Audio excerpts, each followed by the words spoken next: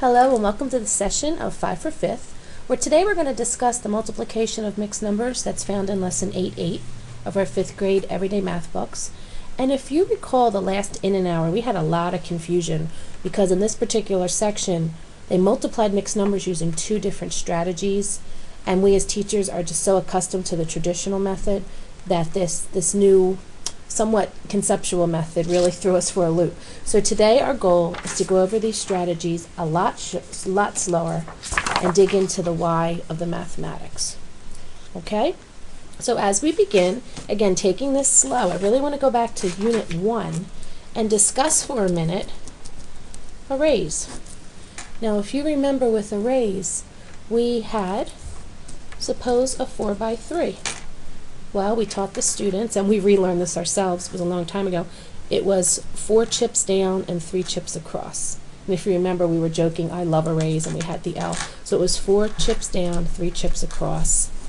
And then the children, of course, we had all the breakdowns, and then they counted, and they knew there were 12 counters in total. So I just want to go back to the concept of array. 4 units down, 3 units across, 12 square units were in this particular rectangle. Okay? Now building on that, I think the best way to start this video is to go back and look at problems without fractions. Let's just start simple, and then we'll pull the fractions into it. So let's look specifically at whole numbers. Okay. Look at a problem like this. 4 times 3 plus 2. Well, let's look at a traditional way to do this. Well, I've got 4 times 5. So we know the answer is going to be 20. But the question is, why? Can you show visually why the answer to that problem is 20? Well, I want to go back to an array. I have a 4 by 3 plus 2. I have a 4 by 3 plus 2. Here's my 3 plus 2 more. And please, we're not going to make a big deal. I'm trying to show it. The small, obviously smaller. The 2 piece, obviously smaller than the 3 piece. Don't make a big deal out of this. We're not using rulers. We're just trying to show it now as an introduction. Now I'm going to close in my rectangle. I'm going to draw my vertical line. Now look at this. In this particular piece, I have a 4 by 3. How many square units in that piece? Well, we have 12. In the second rectangle, I now have a 4 by 2. So this piece has a square unit of 8. You add that sum together, and look what you get. You're right back at 20. So here's the visual representation of a very traditional problem. Okay, now let's continue. Oh, I'm sorry. We're going to get a little deeper now and look at something like this. Okay, now for those of you who remember algebra, it's starting to look a little like FOIL, but we'll save that for later. I have a binomial times a binomial, but take all that fancy stuff out for a minute. What am I really dealing with? I'm dealing with 5 times 10. Agreed? We just used order of operations. 5 times 10 is 50, but I want to show why. We're going to use the same concept of an array. I have a 3 plus 2 by a 6 plus 4. So bear with me. I have a 3 plus 2 going down. 3 plus another 2. And across, I know the length is 10, but I'm going to take the problem from the very beginning. And I have a 6 plus another 4. Okay? 3 plus 2 by a 6 plus 4. Close in that rectangle. Now be very careful as you start to divide up your rectangle. In between, here's my breakdown here.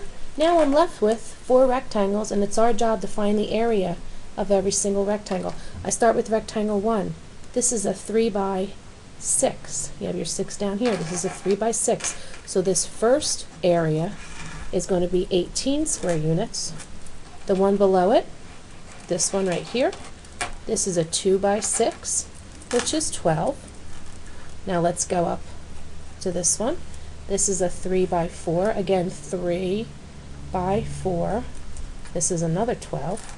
And then this last one. This is a 2 by 4, which has square units of 8. You add this together, and there you have it, 50 square units. So this is why a problem like this works. This is the visual of why. All right, let's go. Thank you. Let's go a little further. Now look at this one. Now we're going to bring in the fractions.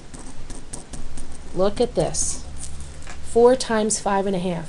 We all know we can stick with the traditional approach and take that 5.5, make it an improper fraction, so it's 4/1 times 11/2. That gives us 44/2, which breaks down to 22. We know that, but here I go again. Why? I'm going to turn this problem into something in which I can use that array concept, which is really partial products. So now I have 4 times 5.5, everybody. Watch this. We say 5.5. The word and in math is a sum, so it's 5.5. Now, here's my array. I have a 4 by 5.5. I have a 4 by 5.5. Look at this. Okay, so my 4 represents the height, and then the 5.5 is the width, or the length, whichever. Now, here we go, nice and slow. Let's look at this rectangle first. What's the area of this rectangle? 4 by 5. I have a 20. Now, this is square units. I haven't been doing the units, but we're just trying to prove the numerical part of this right now. Now I have this piece. I have a 4 by 1/2. 4 times 1/2 is 2. There's 2 more square units, and the sum of this, 22, which is proof of why this works. So far, so good. All right. That leads us to the whole goal of what we were trying to do in lesson 8.8, which is a problem like this. 4 2/5 times 3 1/2. Now let's do the traditional approach, everybody. I'm going to come up in the corner real fast. 4 2/5 is 22/5 times 3 1/2 is 7/2. Oh boy. 22 times 7, 154/10. So that gives us 15 4/10. Now we just did that traditionally, but let's look at why and how that works. How do I break down 4 2/5? It's 4 2/5. There's your sum. 4 2/5 times 3 1/2. 3 1/2. Okay, now here, sorry, my pen leaked. Here we go now. I have an array, a 4 1/2 by a 4 2/5 by a 3 1/2. 4 2/5 by 3 1/2. Notice when I did the 3, it became a little longer than the 4. We're going to ignore that. Okay, let's close on our rectangle and start to do our partitions. That's very important. Now, this large rectangle right here. This is a 4 by 3. So this first rectangle, square unit of 12. Let's go to the one next to it. This is now a 4 by 1/2. 4 times 1/2 is 2. Let's go to this one.